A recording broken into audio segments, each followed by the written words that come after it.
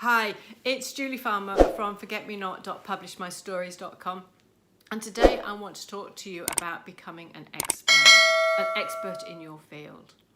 And how can you do that? I know you go out and do the job that you already do, and your expertise is in what it is that you are currently doing.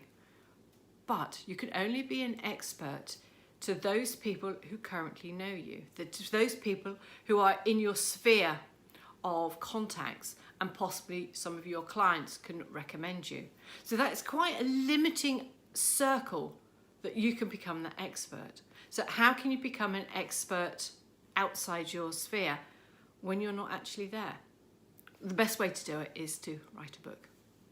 Now, this book can be a rather large book that you can give out all your hints and your tips, or it can just be a small pamphlet type book that is like a calling card. How do you work with me? What is it that I do? What is the pain that I resolve for you? So there's lots of information that you could put into your book that makes you the expert.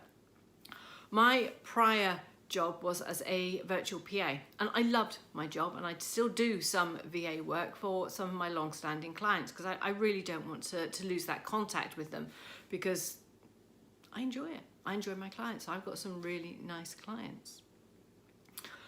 When I wrote my book and I started my business, I was getting a lot of telephone calls from other people who wanted to be a virtual PA and asking for advice and support. Now, I was spending an hour or an hour and a half on the phone with each person who called, because I want to be truthful. I want to tell them exactly what it is that being a virtual PA is all about. So I tell them the good side and the bad side.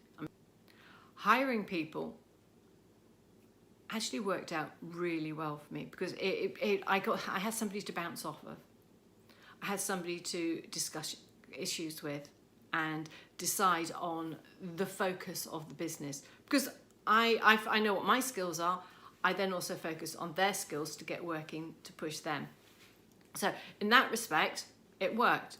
And I put all of that in my book because I wanted people to understand that being a virtual PA is great fun.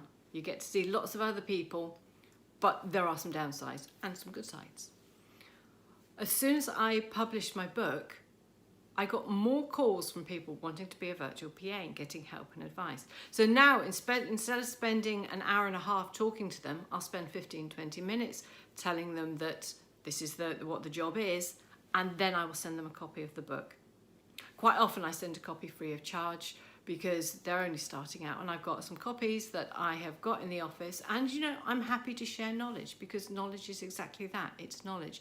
I want them to have a successful business, so they will then get that book, which actually then makes my book a calling card. It's like a business card. So when I'm not there, they still know me, they still think about me, because they're picking up the book, they're reading it, and they're discussing the whys and wherefores about setting up their own business. So if you wrote a book, what would your book be about?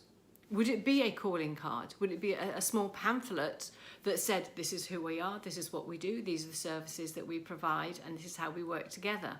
Or would it be a thicker book giving hints and tips and advice in the service area that you provide? It's actually down to you, but a book does make you the expert in your field. So what did I learn about writing my book? Actually, I learned a really important point. I asked somebody to help me get my book started, and I spent more time correcting what they did, which is why I've gone down this publishing route in the last couple of years, because actually the books that I create, I think, are much better than the one that he created. I've had to go in and reformat and redo that book. The second point is that out of a mistake came a great learning curve for me, answering telephone calls, weighing up the cost of hiring somebody to taking on a contract. If I did it again, would I hire that person? I probably would, and I would take the contract, because what it did is it pushed me to get other contracts, and that was useful. And my final learning point is, I'm chuffed that I actually wrote my book.